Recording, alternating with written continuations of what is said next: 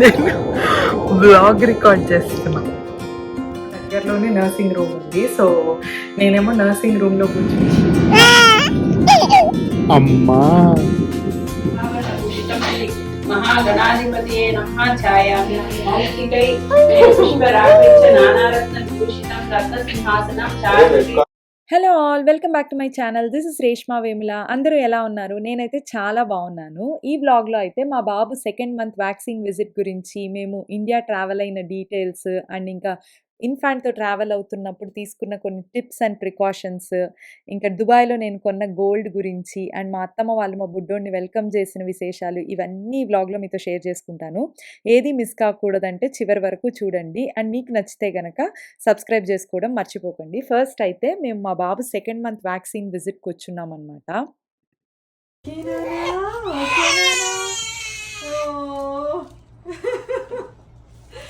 ఓకేరా. అయ్యో అయ్యో, న్యూ బోర్న్ బేబీతో ఇండియా ట్రావెల్ అవ్వాలంటే ఫస్ట్ ఆఫ్ ఆల్ వాళ్ళకి పాస్పోర్ట్ ఉండాలి. సో పాస్పోర్ట్కి ఇక్కడ జనరల్లీ 6 వీక్స్ అలా పడుతుంది. బట్ అంత టైం మాకు లేదప్పుడు. సో ఇంకా తొందరగా ట్రావెల్ అవ్వాలనుకున్నాం కాబట్టి ఎక్స్పెడిటెడ్ ప్రాసెస్ ద్వారా వెళ్ళాము. ఒకవేళ ఆ ప్రాసెస్ గురించి మీకు ఎవరికైనా డీటెయిల్స్ కావాలంటే కింద కమెంట్స్లో పెట్టండి. నేను షార్ట్స్ కానీ ఫుల్ లెంత్ వీడియో కానీ చేస్తాను. బాబుకి వ్యాక్సిన్ ఇచ్చిన ఒక 1 వీక్ తర్వాత స్టార్ట్ అయ్యామన్నమాట. ఎందుకైనా మంచిది, ఎందుకంటే వ్యాక్సిన్స్ ఇచ్చిన తర్వాత వెంటనే సిక్ అవుతూ ఉంటారు కదా. సో అందుకని ఒక 1 వీక్ గ్యాప్ ఇచ్చాము. అండ్ మేమైతే మ్యారేజ్ అయిన తర్వాత అరౌండ్ 3.5 ఇయర్స్ తర్వాత ఫస్ట్ టైం ట్రావెల్ అవుతున్నాము. అండ్ దట్టు బాబుతో ట్రావెల్ అవ్వడం వల్ల ఏది అవసరం అవుతుందో ఏది అవసరం అవ్వదో తెలియదు కదా. సో అందుకని ప్రతిదీ ప్యాక్ చేసుకున్నాము. అండ్ మోర్ ఓవర్ ఒక్కొక్కళ్ళకి 2 లగేజెస్ ఇస్తారు. అండ్ బాబుకి ఒక పెద్ద బ్యాగ్ లగేజ్ ఇస్తారనమాట. సో అందుకని కార్ మొత్తం లగేజెస్తోనే నిండిపోయింది. అవి కాకుండా ఇంకా బాబు స్టోలర్ అని, ఇంకా వాడి ఫీడింగ్ పిల్లో, చాలా చిన్నోడు కదా. సో ఆ ఐటమ్స్ అన్నీ ఉండేసరికి మాకు టూ మచ్ ఆఫ్ లగేజ్ అయిపోయింది. అండ్ వన్స్ మేము డిపార్చర్ టెర్మినల్కి రాగానే అసలు ఎంత హ్యాపీ అనిపించిందంటే, జనరల్గా ఇండియాకి వెళ్ళిన తర్వాత కంటే కూడా ఇండియాకి వెళ్తున్నాము, we are almost about to travel అన్నప్పుడున్న ఫీలింగ్ చాలా బాగుంటుంది. చాలా ఎగ్జైటింగ్గా కూడా ఉంటుంది అనమాట. ఎందుకనంటే లైక్ ఇయర్స్ తర్వాత వెళ్తుంటాము. అండ్ దట్టు మేము అప్పుడు ఫస్ట్ టైం బాబుతో వెళ్తుండేసరికి మాకైతే ఇంక అసలు we were so excited to go back to India then. మేము ట్రావెల్ అయినప్పటికీ కోవిడ్ రెస్ట్రిక్షన్స్ ఉండేటివి. వ్యాక్సిన్ డాక్యుమెంటేషన్స్ ఇవన్నీ చెక్ చేసి కానీ బోర్డింగ్ పాసెస్ ఇచ్చేవాళ్ళు కాదు. సో మాకు లగేజ్ ఇచ్చే దగ్గరే బాగా టైం పట్టింది. సో నేనేమో పక్కన వెయిట్ చేస్తూ ఉంటే తరుణ్ వెళ్ళి ఆ బ్యాగేజెస్ అన్నీ ఇచ్చేసి వచ్చాడనమాట. మేము ట్రావెల్ అయింది లాస్ ఏంజలస్ ఎయిర్పోర్ట్ నుంచి. లాస్ ఏంజలస్ ఎయిర్పోర్ట్ పెద్దది అండ్ మీరు ఇక్కడ చూస్తున్నట్లు జనాలు కూడా ఎప్పుడు ఎక్కువే ఉంటారు. సో మేము సింగిల్గా ట్రావెల్ అయ్యేటప్పుడైతే కొంచెం ఆ కరెక్ట్ టైంకి వెళ్తే సరిపోతుంది అన్నట్లు వెళ్ళేవాళ్ళం. బట్ ఈసారి ఆ రిస్క్ చేయకుండా బేబీతో ఉన్నాం కాబట్టి వెల్ అహెడ్ చాలా ముందుగానే వెళ్ళామన్నమాట. సో కొంచెం అటు ఇటు అయినా కూడా ఎటువంటి ప్రాబ్లం ఉండదు, టైంకి వెళ్ళిపోతామని. ఇండియా జర్నీ అంటే 24 అవర్స్ పైన పడుతుంది. అండ్ మోరోవర్ నేను బేబీకి ఫీడ్ చేస్తున్నాను కాబట్టి బ్రెస్ట్ ఫీడ్ చేయడానికి ఈజీగా అండ్ నాకు కంఫర్టబుల్గా ఉండే డ్రెస్ చూస్ చేసుకున్నాను అనమాట. ఇలాంటి టాప్స్ ఒక 2-3 టాప్స్ నేను ట్రావెల్ కోసమే అమెజాన్లో ఆర్డర్ ఇచ్చాను. అవి చాలా కంఫర్టబుల్ అనిపించింది నాకు త్రూ అవుట్ ద జర్నీ. బేబీస్తో ఎయిర్పోర్ట్‌లో ట్రావెల్ చేసేటప్పుడు స్ట్రోలర్స్ బాగా యూజ్ అవుతాయి. కానీ ఒక్కటే ఏంటంటే సెక్యూరిటీ చెక్ దగ్గర మాత్రం బేబీని మనం సెపరేట్‌గా తీసుకోవాలి. స్ట్రోలర్‌ని విడిగా పంపించాలనమాట. ఒకవేళ వాళ్ళు నిద్రపోతున్నట్లయితే కొంచెం స్లీప్ డిస్టర్బెన్స్ అవుతుంది. మా వాడు చిన్నోడు కాబట్టి మోస్ట్ ఆఫ్ ద టైమ్ పడుకునే ఉన్నాడు. సో ఆ టైంలో మాత్రం కొంచెం తీసి పెట్టేసరికి కొద్దిగా వాడికి స్లీప్ డిస్టర్బెన్స్ అయింది. అండ్ నేను ట్రావెల్ అయ్యే టైంలో బ్రెస్ట్ మిల్క్‌ని పంప్ చేసి తీసుకెళ్ళాను. ఎందుకంటే రిష్విన్ అప్పటి వరకు కంప్లీట్‌లీ నా ఫీడ్ పైనే ఉన్నాడు. సడెన్‌గా ప్లేన్‌లో ఏమన్నా మిల్క్ సప్లై తగ్గితే వాడికి ఫార్ములా పడుతుందో లేదో తెలీదు కాబట్టి సేఫ్ సైడ్ కోసం ముందే నేను బ్రెస్ట్ మిల్క్ పంప్ చేశాననమాట. బట్ దీని గురించి నాకు చాలా క్వెషన్స్ ఉండేటివి. సో ఎయిర్‌లైన్స్ వాళ్ళని ముందే కాల్ చేసి కనుక్కున్నాను. ఏమైనా లిమిటేషన్స్ ఉన్నాయా? ఇన్ని ఔన్సెసే తీసుకెళ్ళాలా ఇట్లా అని. సో అటువంటి రెస్ట్రిక్షన్స్ ఏమీ ఉండవు. బేబీతో ఉన్నప్పుడు బ్రెస్ట్ మిల్క్ మనం ఎన్ని ఔన్సెస్ అయినా క్యారీ చేయొచ్చు. అండ్ వాళ్ళు జస్ట్ ఎక్స్ట్రా సెక్యూరిటీ అవి బ్రెస్ట్ మిల్కేనా కాదా అని చెక్ చేసి రిలీజ్ చేస్తారు. సో అటువంటి విషయం పైన ఎవరికైనా డౌట్స్ ఉంటే గనక డెఫినెట్‌గా ఏ ప్రాబ్లమ్ అయితే ఉండదు. ఇలా ఎయిర్‌పోర్ట్స్‌లో సెపరేట్ నర్సింగ్ స్టేషన్స్ ఉంటాయన్నమాట. ఐ మీన్ నర్సింగ్ రూమ్స్ అక్కడక్కడ. మా గేట్ దగ్గరలోనే నర్సింగ్ రూమ్ ఉంది. సో, నేనేమో నర్సింగ్ రూమ్‌లో కూర్చొని ఆ బాబుకి ఫీడ్ చేస్తుంటే, వెంకటేమో ఎళ్లి ఫుడ్ తీసుకురావడానికెళ్ళాడు. నర్సింగ్ రూమ్స్ అంటే ఏం లేదు. జస్ట్ ఇలా ఒక సోఫా ఉంటది. కూర్చొని పాలివ్వడానికి అండ్ ఇంకా బేబీ డైపర్ చేంజింగ్ స్టేషన్ ఉంటది. సో, జస్ట్ ప్రైవసీ కోసం ఇట్లా అంటే బయట ఇవ్వడం ఇబ్బంది అనుకుంటే ఇలా నర్సింగ్ రూమ్స్‌లో వచ్చి ఇవ్వచ్చనమాట.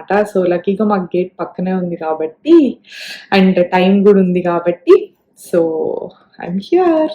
ఫైనల్లీ అన్నీ కానిచ్చుకుని గేట్ దగ్గరకొచ్చేసరికి కరెక్ట్‌గా ఫ్లైట్ బోర్డ్ అయ్యే టైం అయింది. యూఎస్‌లో ఏంటంటే లగేజ్ ఇచ్చే దగ్గర ఇట్లా ప్రియారిటీ ఏముండదు పిల్లలున్న వాళ్ళకి. బట్ ఫ్లైట్ బోర్డ్ అయ్యే దగ్గర మాత్రం పిల్లలున్న వాళ్ళని ఫస్ట్ బోర్డ్ చేపిస్తారనమాట. సో, వాళ్ళకి సెపరేట్ లైనే ఉంటది అందరికంటే ముందు. సో, ఆ లైన్‌లో మేము ఫస్టే బోర్డ్ అయిపోయాము. మా వాడైతే పడుకునే ఉన్నాడు. అసలు మొత్తం నిద్రపోతూనే ఉన్నాడనమాట. వాడెప్పుడైనా లేసి ఒక 1 అవర్, 2 అవర్స్ ఆడుకుని, మళ్ళీ ఫీడ్ జేసి, మళ్ళీ పడుకునేవాడు. సో, 2 మంత్సే కాబట్టి మోస్ట్ ఆఫ్ ద టైమ్ నిద్రపోతూనే ఉండేవాడు. అండ్ మేము బాసినెట్ సీట్ బుక్ చేసుకున్నాము. బాసినెట్ సీట్ అయితే మనకి లెగ్ స్పేసింగ్ బావుంటుంది. అండ్ బాబుని కూడా పడుకోబెట్టడానికి ఇదిగా ఉంటుంది గదా! సో, ఈ విధంగా ఫ్రంట్ రోలో వస్తదనమాట. బాబుని అక్కడ పడుకోబెట్టొచ్చు. అండ్ మనము కొంచెం లెగ్ రెస్టింగ్‌కి గానీ స్పేస్ బావుంటుంది. టేక్ ఆఫ్, ల్యాండింగ్ అప్పుడు మాత్రం బాబుని మనతోనే ఉంచుకోవాలి. Uji, Uji, you're going to India. అమ్మా అమ్మా నేను ఇంతకు ముందు చెప్పినట్టు మేము బ్రెస్ట్ మిల్క్ క్యారీ చేసాం గదా! సో, అది ఫ్రీజ్ జేయడానికి గూడా మనకి ఫ్లైట్‌లో ఫెసిలిటీ ఉంటది. మనం ఎయిర్ హోస్టెస్‌కి ఇస్తే వాళ్ళు ఫ్రీజ్ చేసి పెడతారు. అండ్ బాబుకి ఎప్పుడైతే కావాలో అది ముందు చెప్తే వాళ్ళే ఆ మిల్క్‌ని వార్మ్ జేసి ఇస్తారనమాట. సో, ఆ విషయంలో కూడా అసలు ఏ ప్రాబ్లము ఉండదు. But most of the times నేనైతే డైరెక్ట్ ఫీడే ఇచ్చాను. అవసరము అనుకున్నప్పుడు మాత్రమే పంప్డ్ మిల్క్ ఇచ్చాను మొత్తం ఫ్లైట్ జర్నీలో. Next stop is Dubai. Los Angeles నుంచి దుబాయ్‌కి around 16 hours flight. The most exhausting one. అదయిపోయింది అనంటే ఆల్మోస్ట్ 3/4 జర్నీ అయిపోయినట్టే. నెక్స్ట్ ఇంకా 3 అవర్స్ మాత్రమే. సో, దుబాయ్ ఎయిర్‌పోర్ట్‌లో ఎయిర్‌లైన్స్ వాళ్ళ స్ట్రోలర్సే ఉంటాయి. సో, అవి మనం పికప్ చేసుకొని బేబీతో పాటు గేట్ వరకు ఎళ్ళిపోవచ్చు.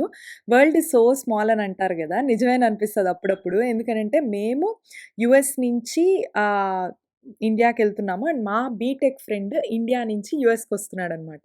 సో, గేట్స్ మారేటప్పుడు క్రాస్ ఓవర్ అయ్యాము. So, after 8 years or so తనని అన్‌ఎక్స్‌పెక్టెడ్‌గా కలవడం చాలా హ్యాపీ అనిపిచ్చింది.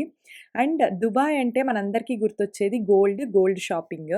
సో, నాకు గూడా ఎలాగో ఎయిర్‌పోర్ట్‌లో లే ఓవర్ ఉంది కాబట్టి ఏదో ఒకటి గోల్డ్ షాపింగ్ చేద్దాము. అది కూడా ఎయిర్‌పోర్ట్‌లో తీసుకోవాలని చాలా ఇష్టంగా ఉండింది. సో, అందుకనేసి అక్కడ ఒక గోల్డ్ షాప్ ఉంటే అక్కడికెళ్ళాము. అండ్ నేనైతే ఇక్కడ చూపిస్తున్న ఈ బ్రేస్లెట్ తీసుకున్నాను. అరౌండ్ 6 గ్రామ్స్ ఆ విధంగా పడింది. అప్పుడు లైక్ నేను 2 ఇయర్స్ బ్యాక్ మాట్లాడుతున్నాను. అప్పుడు ఇండియాలో ఉన్న ప్రైస్ కంటే నాకు దుబాయ్‌లో తీసుకోవడం వల్ల ఒక అరౌండ్ 5,000-6,000 రూపీస్ డిఫరెన్స్ వచ్చింది. సో, ఆ విధంగా నాకు కొంచెం కలిసొచ్చిందనమాట ఈ బ్రేస్లెట్ పైన. అండ్ దెన్ దుబాయ్ నుంచి హైదరాబాద్‌కైతే మా జర్నీ స్టార్ట్ అయిపోయింది. దుబాయ్ ఎయిర్‌పోర్ట్‌లో మేమేం చేసామంటే మా సీట్స్ ఏవైతే ఉన్నాయో వాటిని బిజినెస్ క్లాస్‌కి అప్‌గ్రేడ్ చేసుకున్నామనమాట.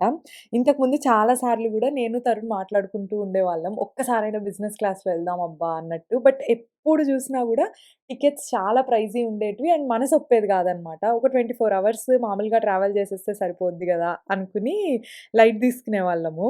బట్ ఆ రోజు ఎందుకో ఇండియాకి ఇంకొక 3 అవర్స్‌లో ఎళ్ళిపోతున్నాం అనే జోష్‌లోనో ఏదో సమ్ కైండ్ ఆఫ్ జోష్ అనుకుంటా. వెంటనే తరుణ్ ఎళ్లి అడిగాడు. మా ముగ్గురికి కలిపి $1,100 ఎక్స్‌ట్రా పే చేయాలన్నారనమాట. సో, ఇంకా ఆ టైంలో ఇంకా వేరేదేం ఆలోచించుకోలేదు. సడెన్‌గా బుక్ చేసేసుకున్నాము. సో, ఇంక అట్లా బిజినెస్ క్లాస్‌కి అప్‌గ్రేడ్ చేసుకొని ఆ 3 అవర్స్ ఎక్స్‌పీరియన్స్ చేద్దాం అనుకున్నాము. అట్‌లీస్ట్ పెద్ద ఫ్లైట్‌లో చేయలేకపోయినా ఈ 3 అవర్స్ అయినా ఎళ్దాము అనుకుని, మంచిగా మా బుడ్డోడు, నేను హ్యాపీగా పడుకొని చిల్ అయ్యామనమాట ఫ్లైట్ అంతా. బట్ కాకపోతే ఒకటే ఏంటంటే ఆ టైంలో మాకు యూఎస్‌లో మార్నింగ్ టైము, ఇండియాలో మిడ్‌నైట్. సో, మా బుడ్డోడికి అది స్లీప్ టైమ్ గాదు గాబట్టి వాడు ఫుల్ మెలకువగా ఉన్నాడు. సో, వాడు మమ్మల్ని ఒక దగ్గర కూర్చోనివ్వలేదు.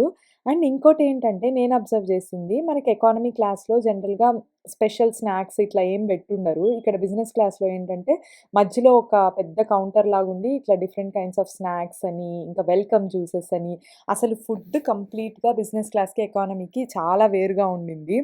అండ్ మాకు చాలా కొత్తగుండిందనమాట. సో, రెగ్యులర్‌గా ట్రావెల్ చేసే వాళ్ళకైతే that would be more common గానీ, మేము అందులో అన్‌ఎక్స్‌పెక్టెడ్‌గా అప్పటికప్పుడు ఎళ్ళాము. ఎప్పటినుంచో అనుకుంటున్నాం గాబట్టి, చాలా ఎక్సైటింగ్‌గా అనిపిచ్చింది మా ఇద్దరికైతే ఫస్ట్ టైము.